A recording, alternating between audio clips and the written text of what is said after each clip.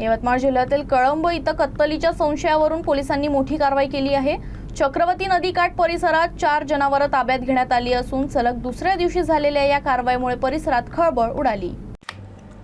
कळंब पोलिसांनी बुधवारी दुपारी दर्याजवळील चक्रवती नदीकाठ परिसरात धाड घालून 4 जनावरं ताब्यात घेतली। संबंधित जनावरं कत्तलीसाठी आणण्यात आल्याचा संशय व्यक्त करण्यात येत आहे। स्थानिकांनी संशयास्पद हालचालींबाबत पोलिसांना माहिती दिल्यानंतर ही कारवाई करण्यात आली। पोलीस घटनास्थळी पोहोचताच जनावरं ताब्यात घेण्यात आली असून त्यांची वाहतूक नेमकी कोण करत होतं, जनावरं कुठून आली आणि त्याच्या मागचा उद्देश काय होता याचा तपास सुरू आहे। विशेष म्हणजे या परिसरात मंगळवारी देखील कळंब पोलिसांनी कारवाई करत तब्बल 28 जनावरं ताब्यात घेतली। सलग दुसऱ्या दिवशी झालेल्या या कारवाईमुळे परिसरात बेकायदेशीर जनावरं वाहतुकीबाबत चर्चा सुरू झाली आहे। दरम्यान पोलिसांनी जनावरांना जीवनदान दिलं असलं तरीही अशा प्रकारच्या घटना पूर्णपणे आळा घालण्यासाठी मोठं आवाहन प्रशासनासमोर उभं आहे।